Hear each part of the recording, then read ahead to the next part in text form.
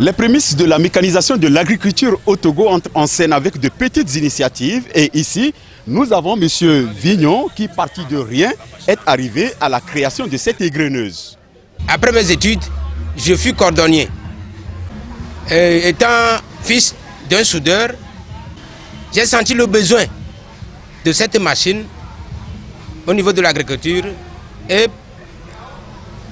en jumelant les matériaux, je suis arrivé à ça au complet. Une machine au complet à double rôle, capable de grainer et de vanner au moins 1 tonne l'heure des céréales comme le maïs, le mil, le riz et autres. Les producteurs y trouvent un gain en temps et en qualité de produits qui en sortent. Après les récoltes, on prend le maïs par exemple, qu'on met dans le fourneau ici. Et quand on met dans le fourneau, il y a une ouverture dedans. Le maïs glisse dans la boîte et travaillé. Les déchets sortent de l'autre côté et nous récupérons les grains par le bas. Un gain vraiment en temps parce que la puissance de la machine, quand on fait 1 heure au niveau du maïs, on doit faire 1 tonne au moins par heure. De petites initiatives qui viennent en remplacement aux moyens traditionnels rudimentaires. L'agriculture, un secteur qui a de beaux jours, meilleur pourvoyeur d'emploi selon le document de la SCAP, avec plus de 110% de la population active. Aujourd'hui, en Europe, 2% de la population nourrit 98%. Au Togo, en Afrique, il y a plus de 70% qui sont dans l'agriculture, qui n'arrivent pas à subvenir aux besoins des autres. Cela veut dire que c'est la différence, c'est la mécanisation, c'est la maîtrise de l'eau. À ce jour, sur les 3,6 millions de terres cultivables, seuls 1,4 million sont exploités.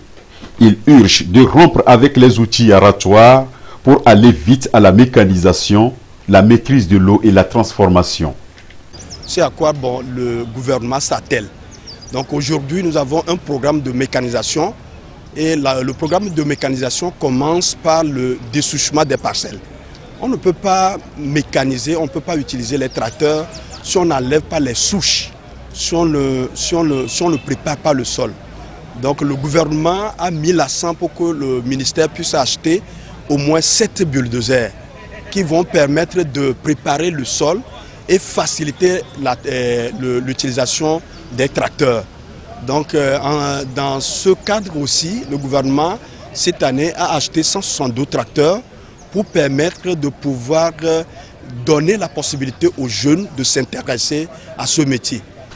La modernisation vient alors révolutionner le secteur et le gouvernement multiplie les programmes et projets sur l'étendue du territoire national.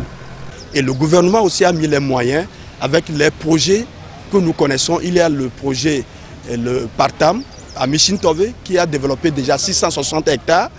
Le PBVM à Gomeglozo qui est en train de développer 500 hectares de terres aménagées. Il y a Djagble qui va développer 400 hectares. Il y a le PDRIMO qui va développer 4500 hectares de ZAP. Il y a le projet de plaine de Loti. Donc il y a beaucoup de projets. Avec les affres des changements climatiques, les producteurs ne peuvent plus rester assujettis aux aléas climatiques. C'est ainsi que le gouvernement, à travers le vaste programme du PENIASSAN, met l'accent aussi bien sur l'aménagement hydro-agricole que sur la mécanisation.